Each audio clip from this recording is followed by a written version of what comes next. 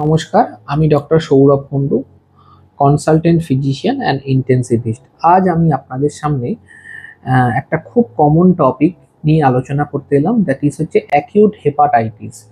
Acute hepatitis কয়েকটা কারণ অনুযায়ী হয়, যেরকম most common cause of acute hepatitis is viral hepatitis. কতগুলো হেপাটোট্রপিক ভাইরাস যারা ডাইরেক্টলি জলবাহিত বা খাবারবাহিত ডাইরেক্টলি লিভার প্যারেনকাইমাকে আক্রমণ করে এবং সেক্ষেত্রে একটা অ্যাকিউট হেপাটাইটিস তৈরি হয়। সাধারণত হেপাটোট্রপিক ভাইরাসগুলোর মধ্যে hepatitis A, hepatitis B, hepatitis C, hepatitis D, hepatitis E, এই কয়েকটাই খুব কমন ভাইরাস, যার মধ্যে হেপাটাইটিস এ আর ই সাধারণত জল বা খাবার বাহিত এবং হেপাটাইটিস বি বা সি সাধারণত রক্ত, মূত্র, সিমেন, টিয়ার্স এগুলো দিয়ে বাহিত হয় বা সেক্সুয়ালি বাহিত হয়। এক্ষেত্রে আমরা কি করে বুঝবো যে পেশেন্টটি অ্যাকিউট হেপাটাইটিসে আক্রমণ হয়েছে?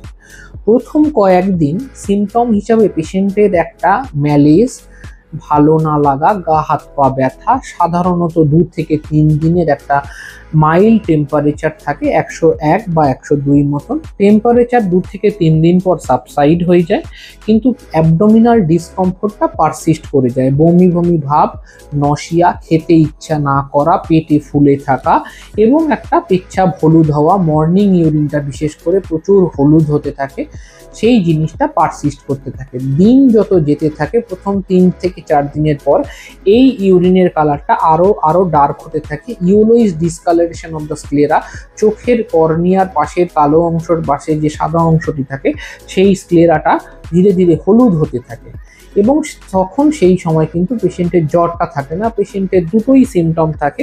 একটা হচ্ছে yellowish discoloration of the sclera and urine, এবং পেশেন্টের একটা abdominal discomfort, pain abdomen, nausea, vomiting, এগুলো। তখন কিন্তু আর জ্বরের প্রভাবটা থাকে না। এই ক্ষেত্রে আমরা কিভাবে বুঝবো পেশেন্টটি অ্যাকিউট ভাইরাল হেপাটাইটিস দ্বারা আক্রান্ত হয়েছে? সেক্ষেত্রে আমরা পেশেন্টটিকে ভালো করে ক্লিনিক্যাল এক্সামিনেশন করে আমরা জন্ডিসটাকে রুল আউট করব। অ্যাবডোমিনাল এক্সামিনেশন করে আমাদের দেখতে হবে লিভারের সাইজ কতটা বড় হয়েছে। ফার্দার কনফার্মেশনের জন্য আমরা একটা আল্ট্রাসোনোগ্রাফি করাতে পারি।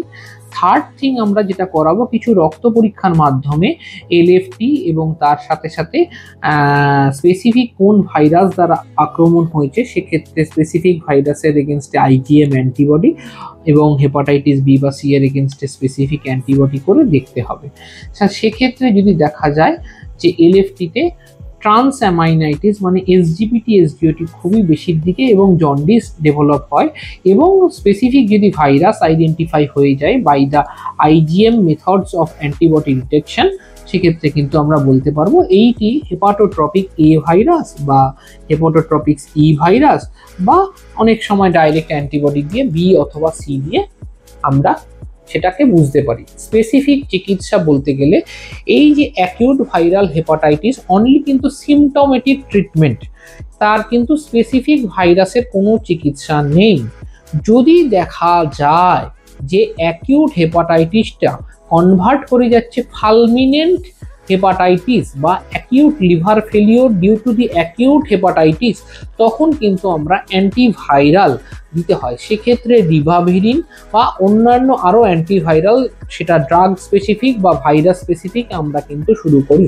এরকম হেপাটাইটিস বি এর ক্ষেত্রে আমরা টেনোকোভির অথবা এন্টিক্যাভির, আর হেপাটাইটিস এ বা ই এর ক্ষেত্রে রিভাভিরিন বা অন্যান্য আরও অ্যান্টিভাইরাল, এগুলো কিন্তু আমরা দিতে পারি। কাজেই অ্যাকিউট জন্ডিস হয়েছে বলে কোনো ডাক্তার দেখাবো না বা পাড়ার দোকান থেকে চিকিৎসা করব, এই ভুলটি করবেন না। সঠিক সময় ডাক্তারকে দেখান, কি কারণে জন্ডিস হয়েছে ধরা পড়ছে সেটা চিকিৎসা করান এবং সম্পূর্ণভাবে সুস্থ হয়ে উঠুন। নমস্কার।